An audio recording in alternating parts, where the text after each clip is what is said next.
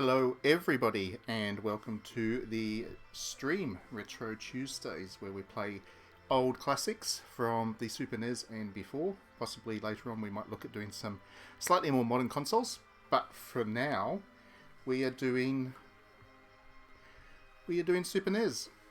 And today we are going to look at Final Fantasy II, which is actually Final Fantasy IV, but back in those days there was no Final Fantasy 2 and 3 in the West. They were Japan-only releases, so when it came to doing Final Fantasy 4 and localizing it for the Western market, they named it Final Fantasy 2. Yes, so this is the Super NES original, that's why you're seeing Final Fantasy 2 on the title there. And it's going to, where we're going to show you the first couple of hours, or first hour or so anyway, in this stream tonight. I will say that last week you would have seen us do Dragon Quest Monsters. We will go back to that, of course, because we only played a short way into it. But I felt that variety is the spice of life, and it'd be nice to have a look at some other games as well. So that is why we are looking at Final Fantasy II. This game means a lot to me. It was actually my first Final Fantasy, at least as far as I can remember. And it was the game that made me kind of fall in love with the series as a whole, and probably JRPGs. I would not be the JRPG themed that I am today if it was not for Final Fantasy II. So we've already got a couple of people on. We'll give people another moment or two to jump in. I will say that this streaming setup that I've got for Retro Tuesdays, there is a delay that I've discovered between me saying stuff and you hearing it. So it's about a 10-second delay. So I won't see your comments on the side there for about 10 seconds after you write them. Or alternatively, the stuff that I'm playing in the game, you won't see it until 10 seconds later. So apologies for that if there's a bit of an awkward pause in between me responding to your comments and stuff. I will respond to as many of them as we can, as I can as we play along. So, with all of that said, hello Christian and hello Dithyram. Thank you for joining us again. We're going to be playing Final Fantasy II. Yay! Hello Sean. Great to see you on again.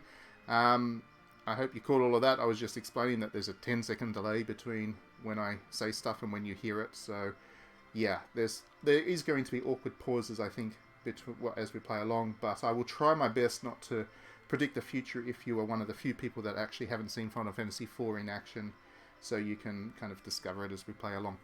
Okay, that's enough of an introduction. Let's jump into it.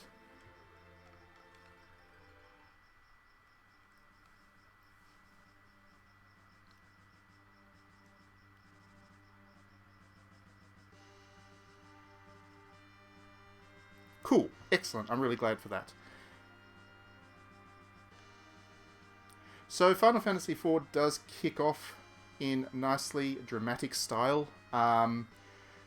You play as a guy called Cecil, which is probably not the most heroic name, let's put it that way. Square Enix got better with names later on, or possibly didn't. I mean, Vaan was a much later on character, and he doesn't exactly have a great name. But anyway, Cecil. Cecil is our protagonist. At the start of the game, he is a Dark Knight in service of an empire, and as we're about to see, he does things that are not very pleasant in the name of that empire.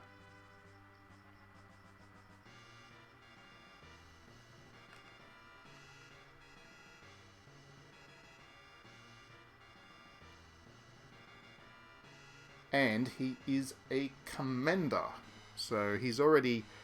I mean, a lot of JRPGs start off, especially the early era ones, which we're talking about obviously in Retro Tuesdays. A lot of JRPGs start off with you being a character who's quite young and inexperienced, often has amnesia, doesn't really know who he or she is in the world. This one actually starts off with you being a particularly powerful character right from the start and important. So that immediately caught my attention as a young kid playing this game, because it was an immediate kind of break from tradition with stories in video games, and this was really kind of subversive, I guess, in a way, for the time.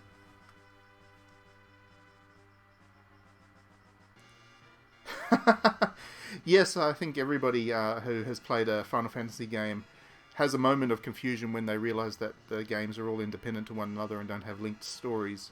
That's just not how sequels are meant to work. But yeah, I think that's for the best for the series. That lets the developers keep it exciting, explore fresh ideas and all that stuff.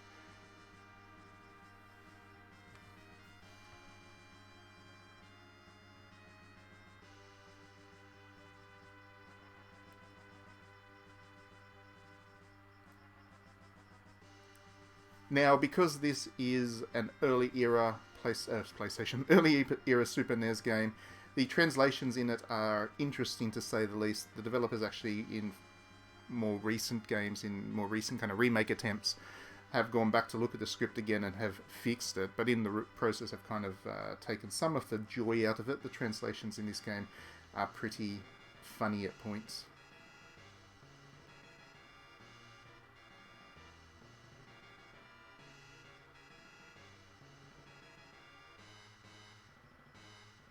Yeah, that's exactly it. So when I was growing up, I was playing a lot of dungeon crawlers, especially. I was a big fan of SSI, if you remember that developer publisher.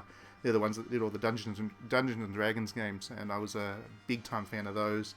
So yes, discovering the Japanese JRPG was an interesting moment for me, and definitely got me more hooked into video games than I had been previously. We didn't get a lot of this stuff in Australia back in those days. Even the likes of Final Fantasies and Dragon Quests, and anything that was actually released in Australia was done so in such limited quantities that you didn't really get a chance to experience it. The only Japanese developer that you got to see much of was Nintendo, and Nintendo's games are obviously, they don't have that Japanese quality quite like a lot of the Square and Enix titles, so let alone Capcom's and whatever. So yes, I didn't get a chance to see a lot of these games until later on. I had to discover some of them through less than reputable means, let's put it that way. My first experience of Final Fantasy V, for example, because that game took forever to get localized for the first time, was through an emulator.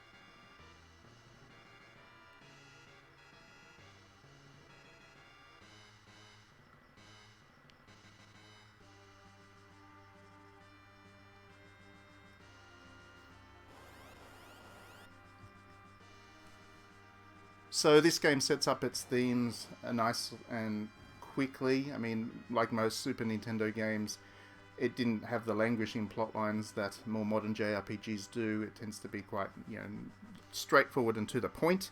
And right from the start, we have this tension within Cecil between what is morally right, and he recognizes as such, and duty to the state. So that's a key theme that gets played throughout Final Fantasy IV. Hello, Perfect Frost, and welcome to the stream. Thank you for joining us.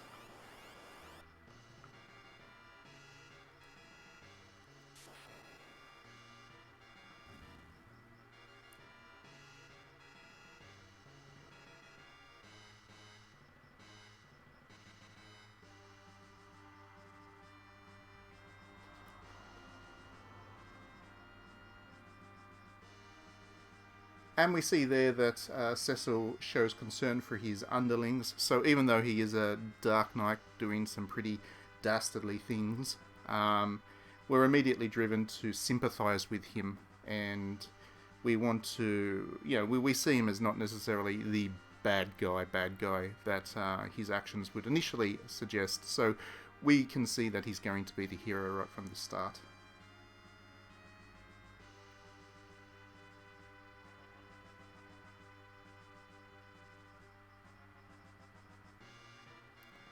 Yes, see, that's interesting. Those first battles, in later versions of Final Fantasy IV, they're playable, so you actually fight through those battles. But in this one, they're on autoplay, so that was an interesting change that the developers made, or perhaps because of what you're talking about there with the rumours about how to get items and the fact that he's using stuff that isn't easily accessible.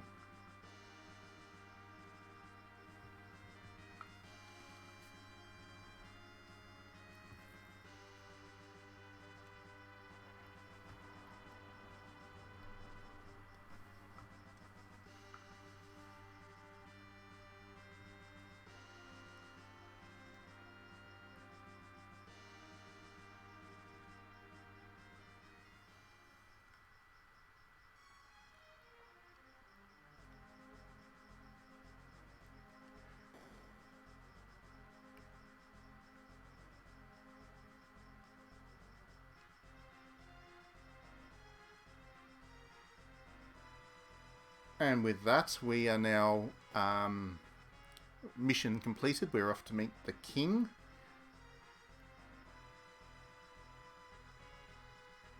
And once again, right from the start, you're meant to feel a little bit uncomfortable about what, I mean, the nation that you're in service for. This Bygone guy doesn't seem to be the nicest fella.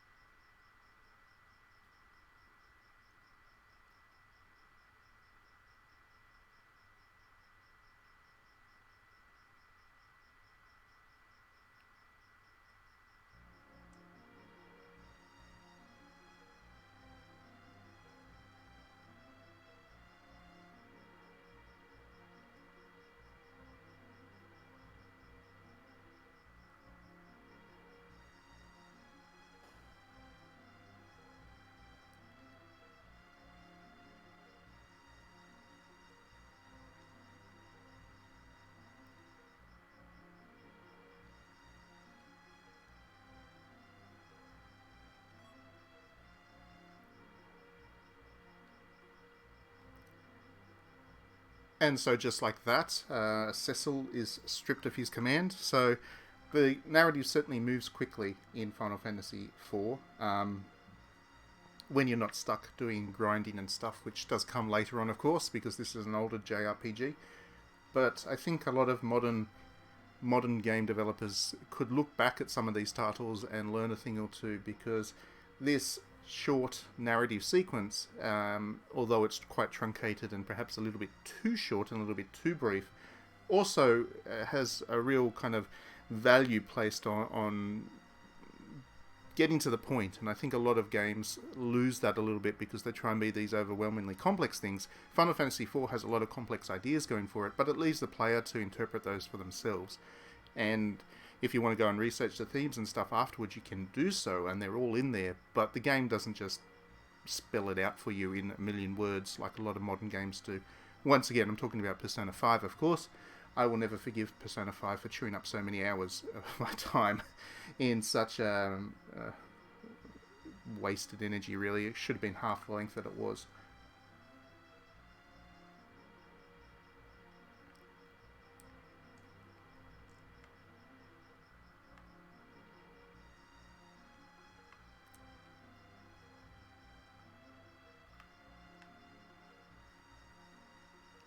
Now, it sounds weird. One of the things I always really liked doing with Final Fantasy games was exploring the castles that you got to visit along the way. They often had like nice little secrets in there to find, and treasures to grab, and it was kind of a, between all the combat that you had to go through with these games, it was a nice bit of downtime, and they're often quite interesting designed, I found. So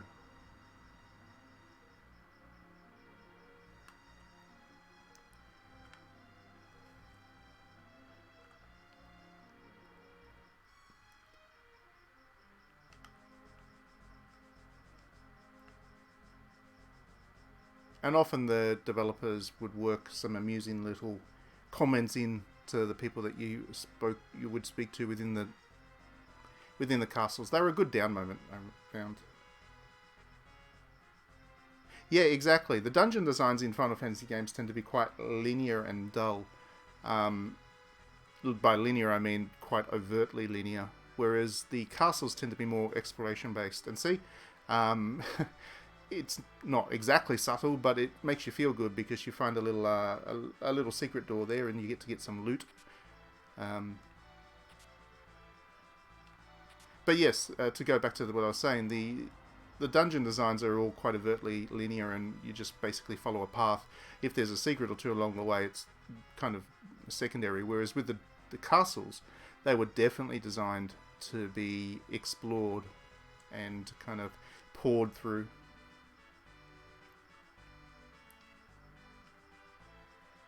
So I can't get past there, but I know that at some stage you can see the outline of the door there in the corner. I know at some stage I'll be able to go in there and get something out of there. Which again keeps you intrigued. You'll want to come back to the castle at some point just to see what you get to, what else there is to find in these places.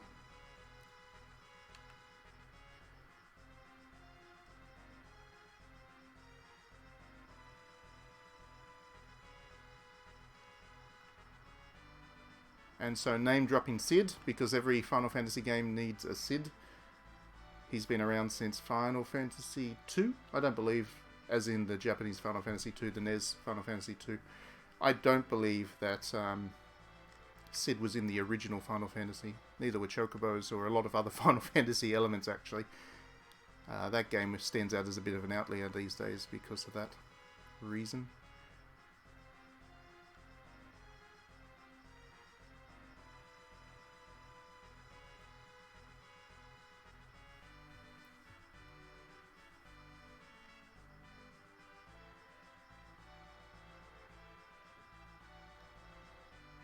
And now we get to meet Rosa. Rosa is the love interest character, I guess, in the game. She's the white mage. Eventually you'll find out. Whoops, I guess that was a bit of a spoiler. But yes, she's the white mage character. She's definitely the love interest. And you can't see it too well in that sprite, but it is very, very fan-servicey sprite. With the Final Fantasy IV remake on the DS, which was a full 3D thing, they made sure to give her basically a leotard to wear, and that's it. So, yes. One of the early examples of fan service in Final Fantasy, as primitive as it is.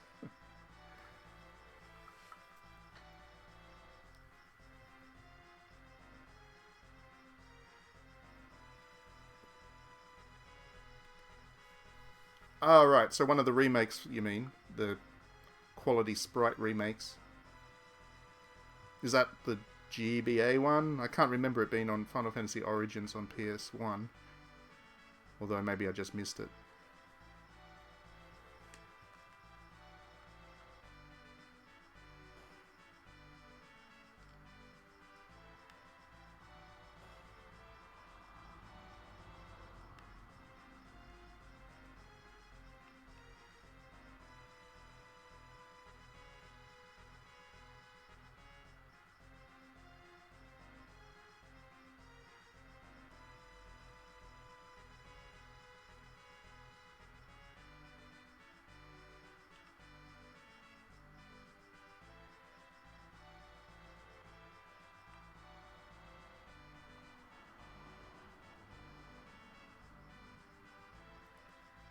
Yeah, it might have been Advance because Advance also added additional dungeons and stuff to the base Final Fantasy 1, so they did mess with it a bit more.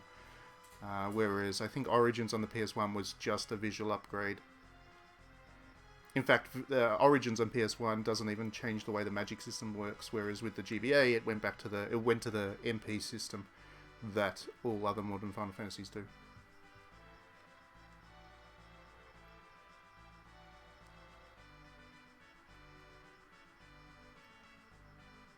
And now we get to meet Sid, who's always a bit quirky, because he's usually an inventor. I can't think of too many Final Fantasy games where he's not the airship guy, or some kind of engineer anyway, so...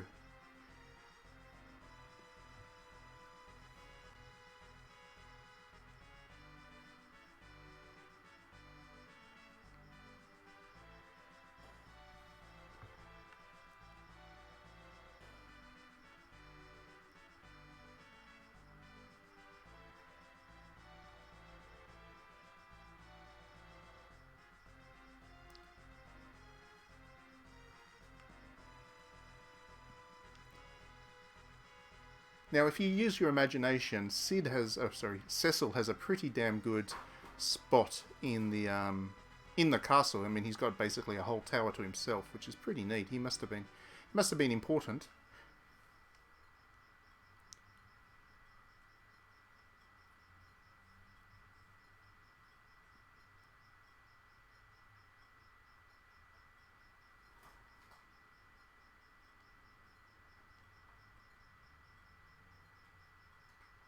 This is another common trait to early Square Enix games, not just Final Fantasy, but also quite a few other ones.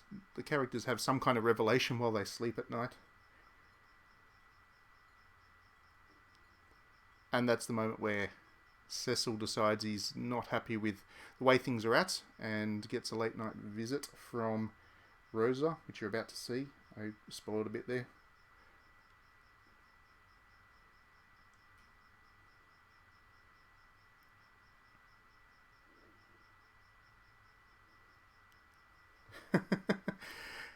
I always assumed all the clocks and basically all those little gizmos were Sid inventions. So he's got a good relationship going with Sid. He probably gifted him a clock at some point.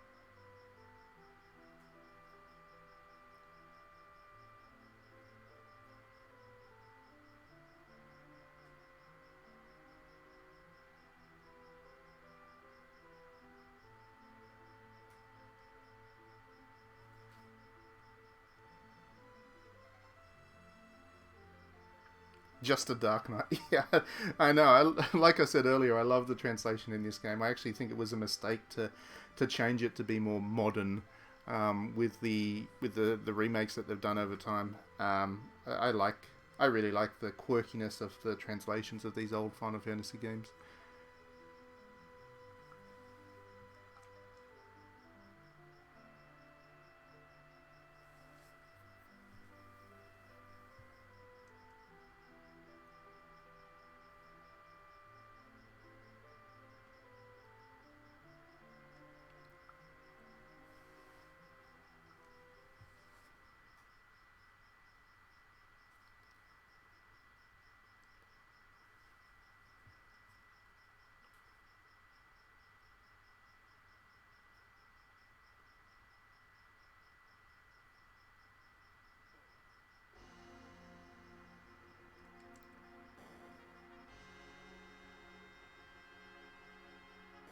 Okay, so now the buddy movie starts.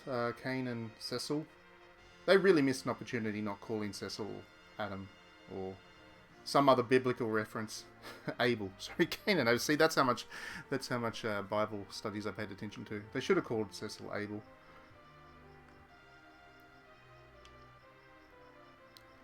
And that is the introduction. So, yes, Abel. Now I'm never going to live that down. And that's the introduction. And that's 24 minutes of play. So, like I said, these early Final Fantasy games do a good job of getting you into the action nice and quick, which I find preferable.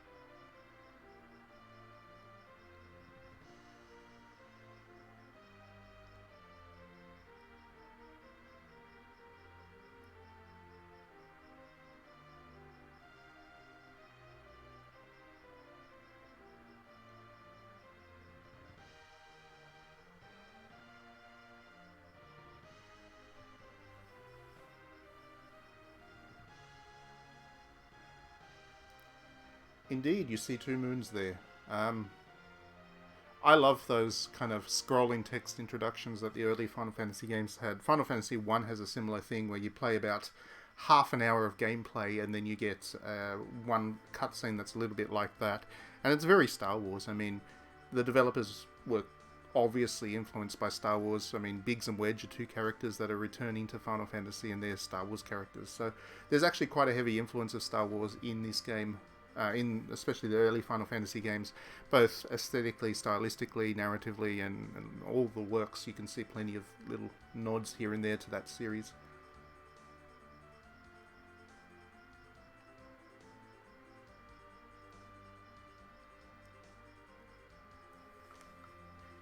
Yeah, especially with Final Fantasy's theme, it's such a strong, distinctive, famous theme. One of the things that I like the later Final Fantasy games. I really enjoyed 15, 13 and all that. But I do feel like some of the classic elements of Final Fantasy that people love about Final Fantasy are almost tokenistic in approach. And that use of that classical kind of theme song, it's just barely present in some of those later games. So I've never understood that. Anyway, now we've got control of our character, Cecil. And while we don't need to waste time in the training rooms, we do need to get some equipment going, or at least some potions and stuff.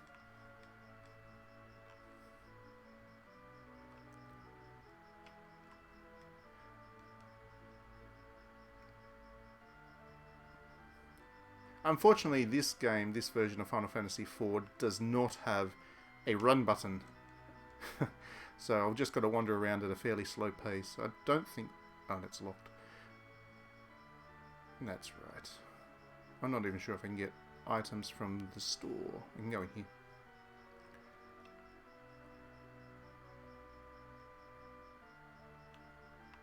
That's for later.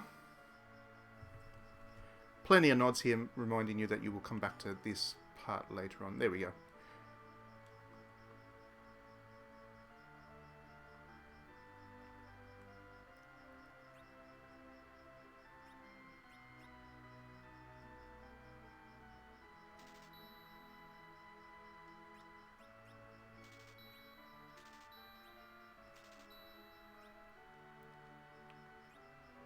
And the other thing you have to do is actually buy the items one by one. So, yeah, this game has a lot...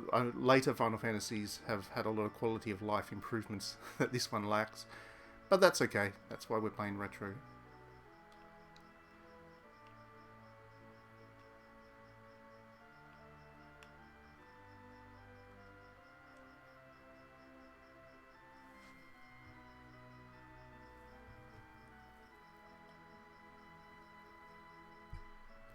Now there's a great bit of dialogue for you.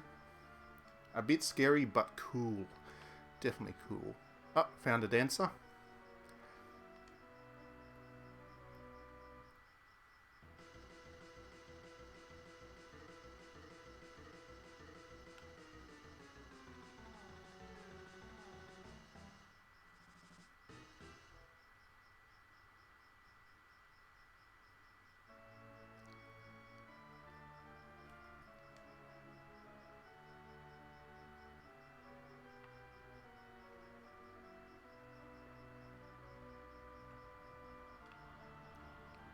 It's not sad, it's great. I love this game. It's wonderful.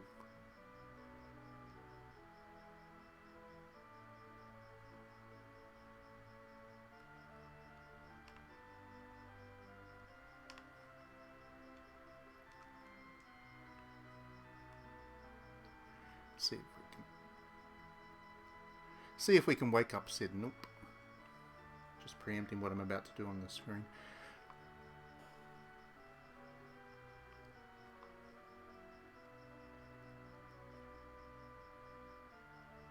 Okay, so I've done pretty much everything I can do in town.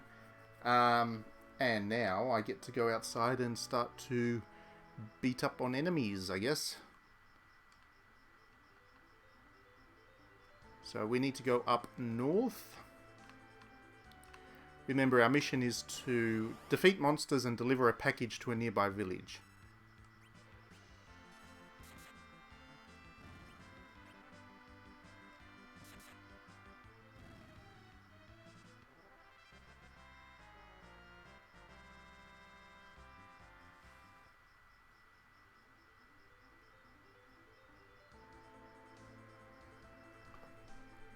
Yes, the DS remake is the 3D one that you're talking about. I don't think they mess with the difficulty of the game in any way. I think they're both about the same. So if you were to play this one, it would be as difficult as the DS one, but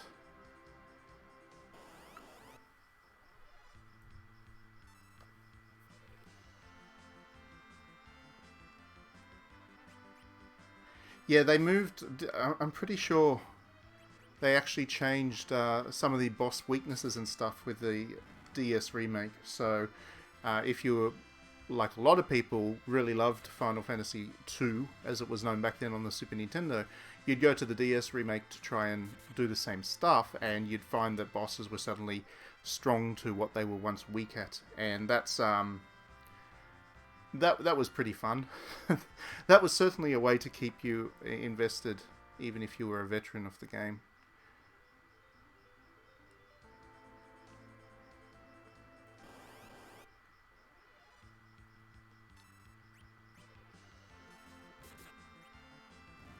Yes, and now that you say that, I think I'm going to make some stupid mistakes when we get to some boss battles because I haven't played the original Final Fantasy 2 for a long time. The last time I played was the DS one. I played that through a couple of times, and that's my last Final Fantasy 4 experience. So I'll probably make some stupid mistakes with bosses.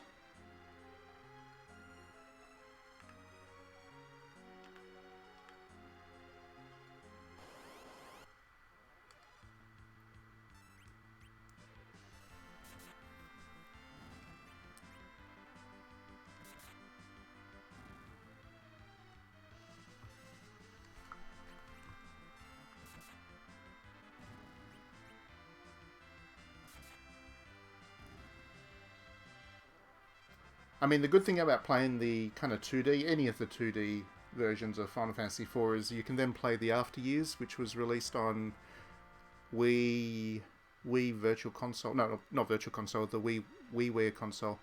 As well as I think it was released on PlayStation for PSP later. Um, and that was a nice way of continuing on the story, I felt. I quite enjoyed that, actually. The After Years, if you get a chance to play it.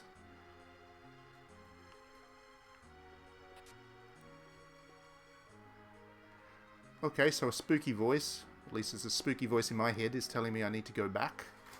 Oh, better grab that treasure chest.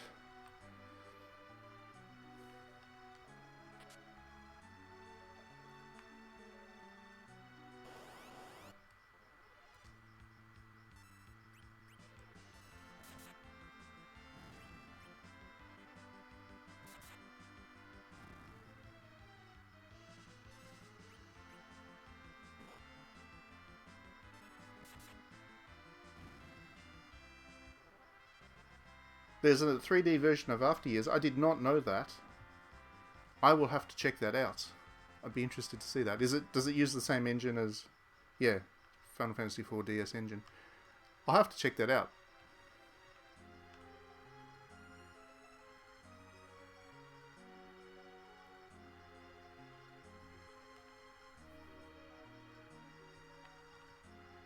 Yeah, don't get me started on poor old Final Fantasy V. I think it's the most hard done by Final Fantasy of them all. I think it's had one remake. Well, it wasn't really a remake. It had a kind of a semi-remake thing to the Game Boy Advance. And then there was also a port, I think, but it was a terrible quality port to the PlayStation. Because the disc had terrible loading times every time you needed to pull up the menu.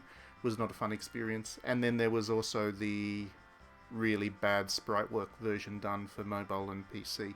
So poor old Final Fantasy V is the one that a lot of people don't know much about to this day.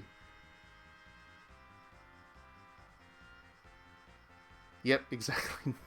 Not many people have heard about Final Fantasy V. It has a lot of charm, Final Fantasy V. It's got a good job system.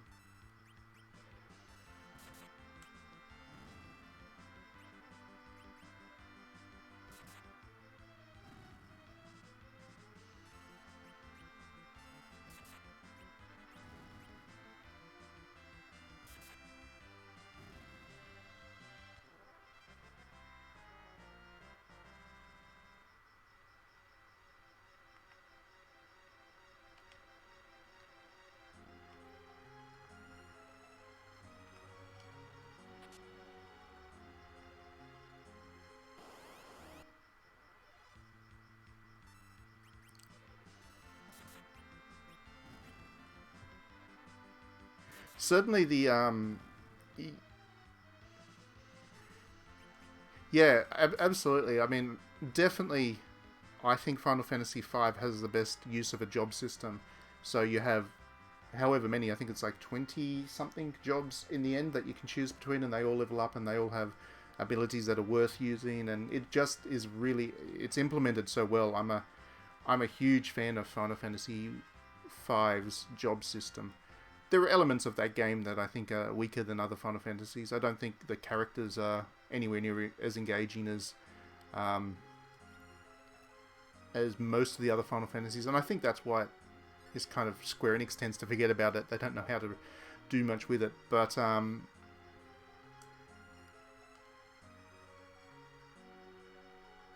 I do think that mechanically there's a lot of really interesting stuff that has Final Fantasy V has going for it. Okay, I'm about to fight a boss.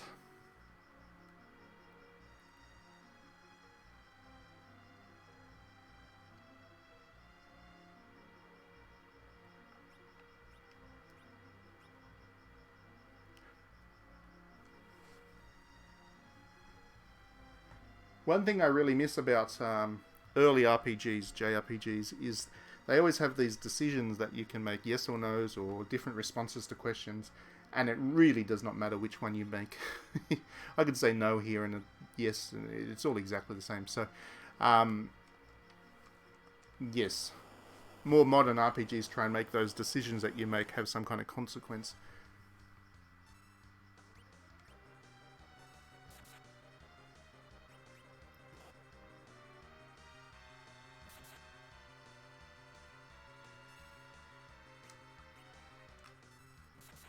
And now I find myself fighting a mist dragon. It's not a very difficult boss, of course. It's the first boss in the game.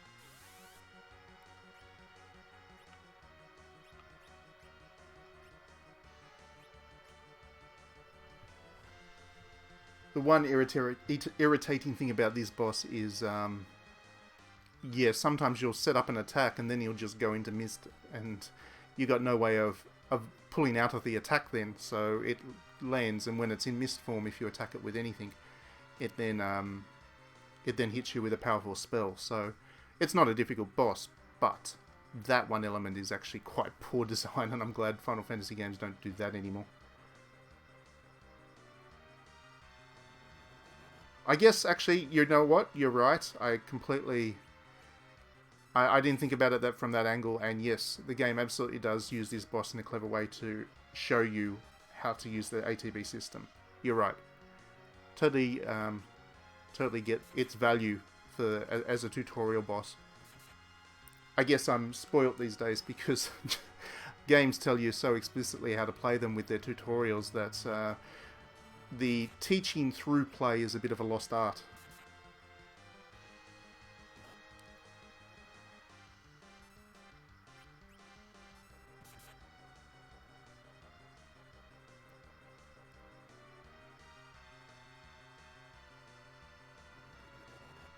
You know, I can't even remember the first bosses of 5 and 6. I would if I played them, of course, but I can't remember them off the top of my head. Seven's boss is that first boss is the big robot thing in the Mako facility, and I'm not sure if it has a special attack if you've. Oh, it does actually. Yes, it does have that alternative form. So you're right. Yes.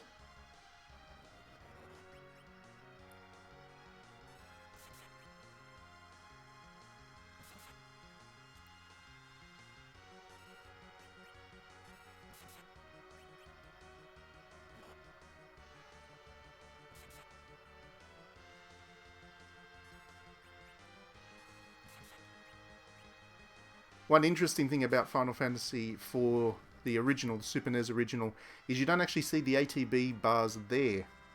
With every other Final Fantasy game, you actually see the little ATB bar fill up, so you know how long it is before your next turn. With this one, you just have to learn the timing, I guess, yourself through play. So that's an omission that I think later games have done well to change. But once you play enough of these games, you get used to the rhythms anyway. Yes, the attack while the tail's up. You're right.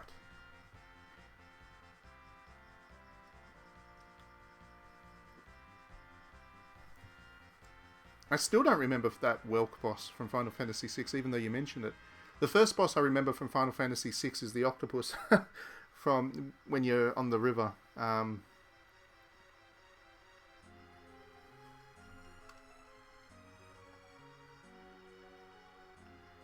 That octopus is a great character.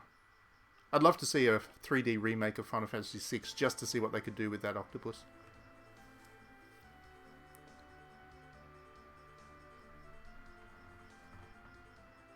Okay, so now we're about to hit a very dramatic moment, nice and early on, when I go into that town.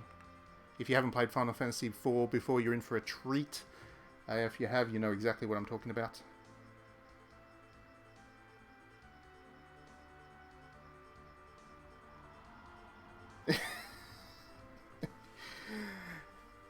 He's a great reoccurring character. His scene in the opera house also steals the whole scene. It's great. Okay, here we go.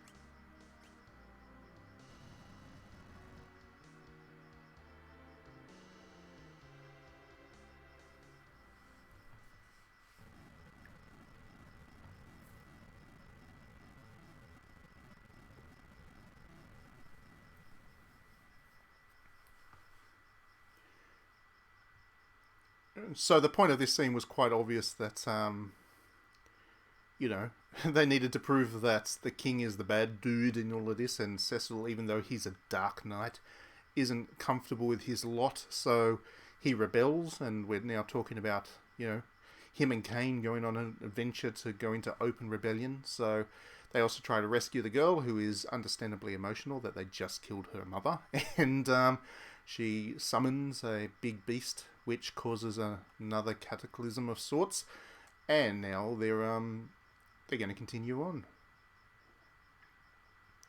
So Kane's disappeared.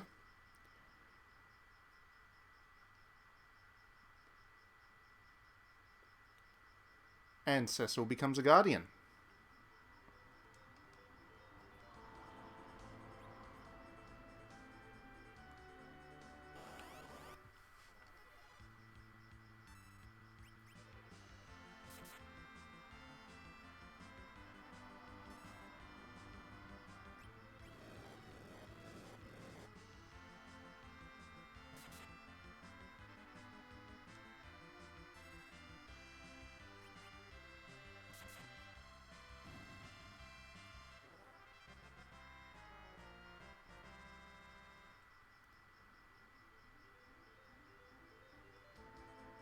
Which sprite is that?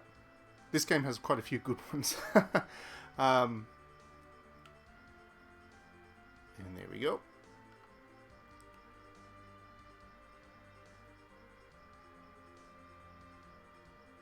So we make our way to a nice little village in the middle of the desert, an oasis, which I really like. I always like the desert parts of Final Fantasy games, or any JRPG really. I love the aesthetic of the desert. Always been a big fan of Arabian Nights and other similarly themed stories, so I've always been interested in that kind of sandy aesthetic, and yeah, this is one of my favourite parts of Final Fantasy IV. Ah yes, the sandworm. Yes, the sandworm is a great sprite.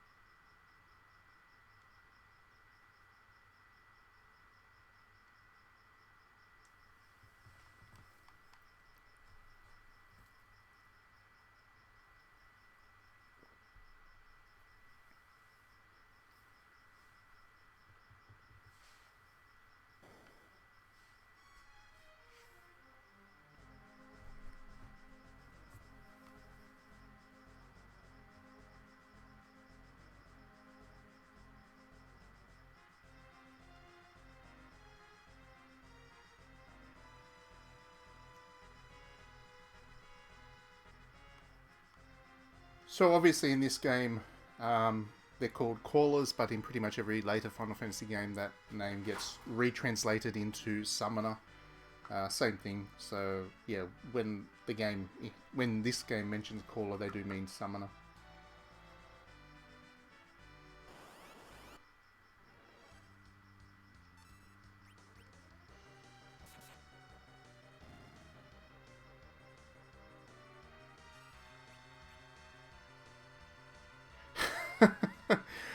I think that would be an exhausting process. That would be an amazing challenge. I don't think I'm up to it, to be honest. I think I'd get to about night 2 and give up.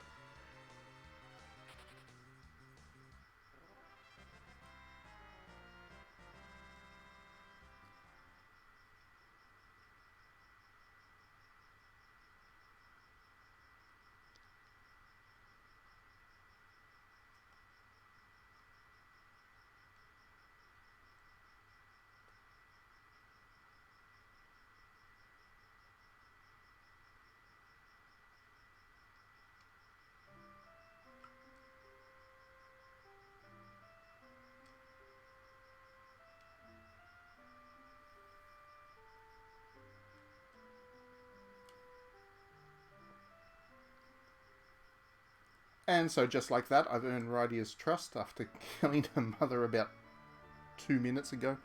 The plot is moving snappily along. And that's good, because Rydia is a particularly useful character to have in the party anyway. Okay, so now we're in a town. We're going to explore around, see the sights.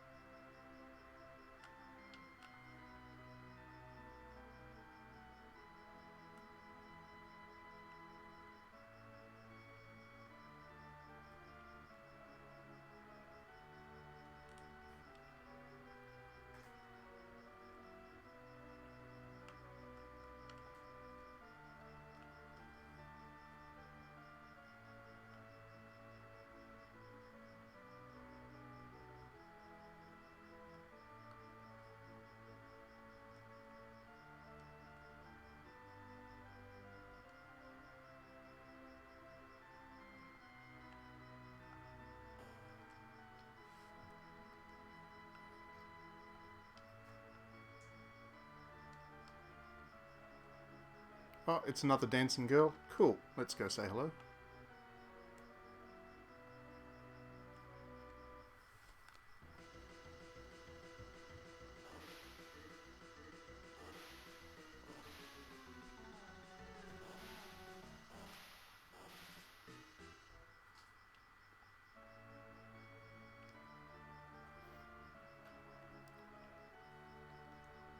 I've never thought to check it out, but I really should check out YouTube at some stage to see if somebody's actually gone and recreated those dances, because that would be amazing to watch. They're amazing dancers. Thank you very much for joining the stream. We won't be streaming for too much longer since we've come to a pretty natural end point for this one anyway, so thanks for joining, and we'll see you next week, hopefully.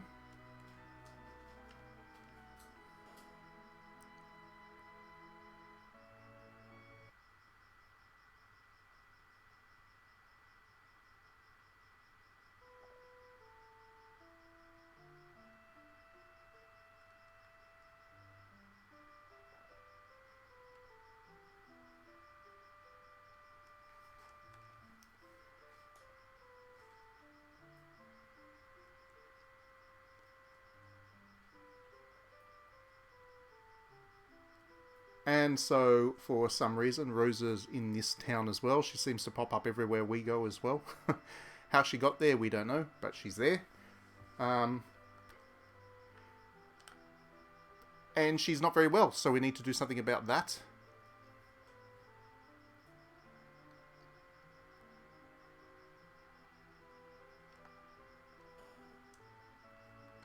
Naturally, that means we need to look for a cure. Uh-oh. Go away.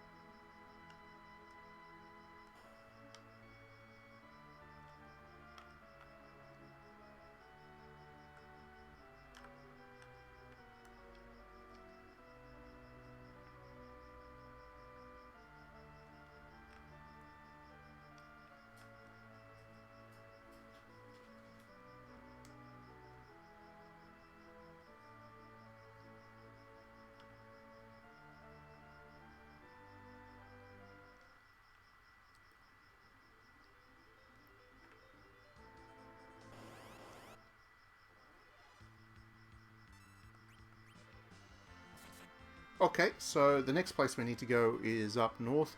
This game doesn't do a great job of actually pointing you in the direction that you need to go next. It is an older Final Fantasy game in that respect. Obviously, I've played this stuff enough that while I might be a little bit hazy about where I need to go at some points as we play through, I'm pretty much on top of it. But I do remember as a kid getting lost quite often in trying to work out my way around. But to be honest, that wasn't such a bad thing with these games either, because you did need to grind to make sure you're at the right experience level for the upcoming bosses and things.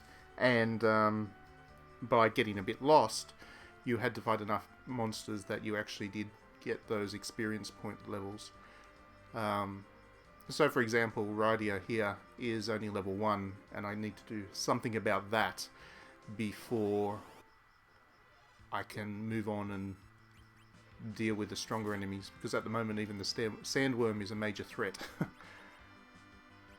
She has no magic to draw on, and she's about to get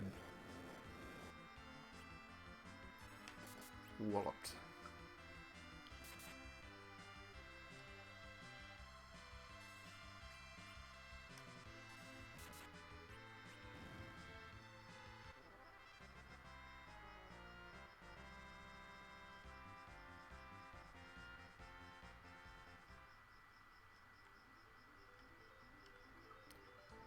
So unfortunately the rest of this stream, I'll play for a little bit longer. I do want to get myself to the point where we can go into that cave that you see there next time we do this game, but I do need to level up Rydia a little bit, because at the moment she'll get slaughtered pretty much instantly in those dungeons. Thankfully it doesn't take too long to do so. And if I don't get quite as far as I wanted to by the end of this stream, I'll make sure that I play enough between now and next time that you don't have to watch me do this, because I do know that this part of watching a JRPG is not the most interesting.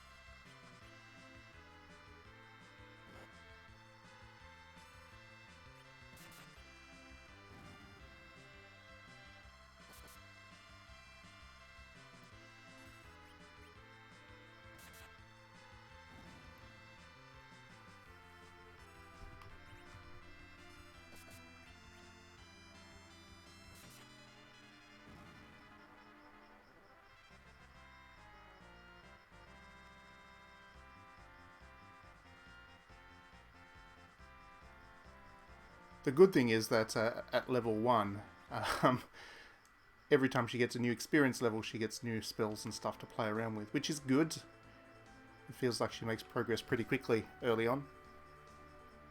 Cecil obviously starts out at very high levels, so him getting more experience points isn't the objective here.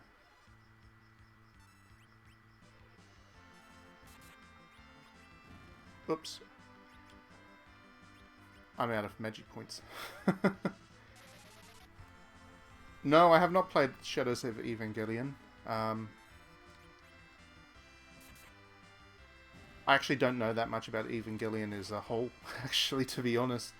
I've done a VR event experience thing at in Tokyo that was based on Evangelion, and I didn't understand anything that was going on, but I did enjoy it. Ah. No, I haven't played that one either.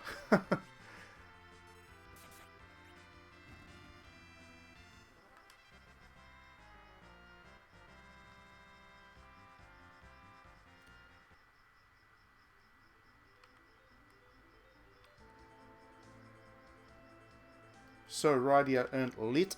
Lit is great. Fully lit. It's actually lightning. Oops. Yeah, I'm about to be attacked from behind. That's no good.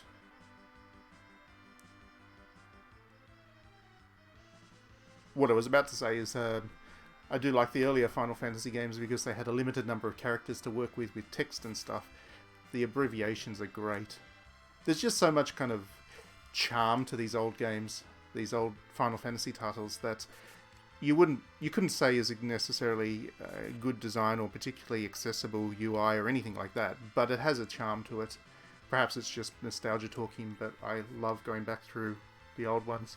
Later on a stream, I'll actually do Final Fantasy 1, as in the NES one, not the remakes, and yeah, that's pretty hardcore, but I still love it for what it is. Yes, they do look awfully like the water monsters that we'll be fighting later on, I think.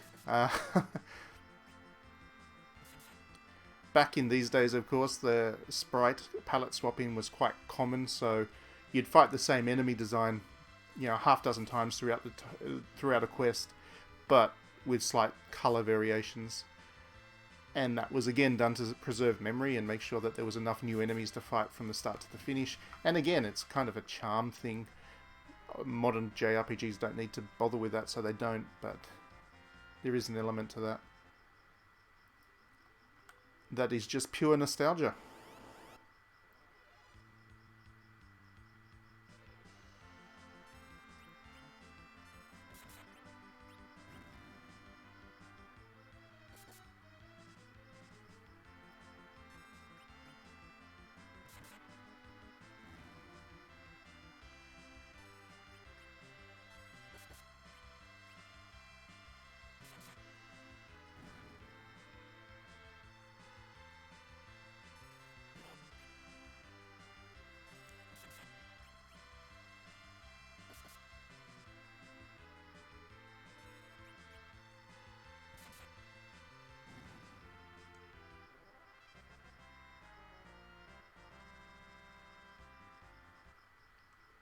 Okay, with that, since I'm out of magic points and Radia's got some decent levels going, I will go and heal. Find myself the inn.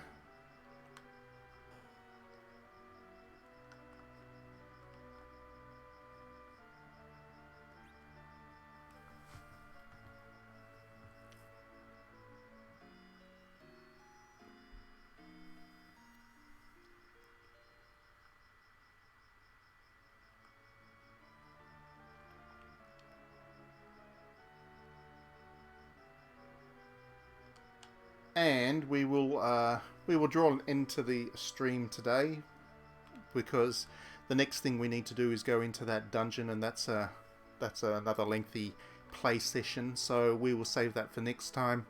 Thank you very much for joining the stream as always. I hope you enjoyed looking back at one of the earlier Final Fantasies. I really had a kick playing this, so thank you for participating. Thank you as always for chatting along with me as I do, and we'll be back with the next stream, which at this stage it will be Friday when we do DDNet After Dark, and we will play one of the fan servicey games that are available on PlayStation 4. So thank you again. We will see you next time.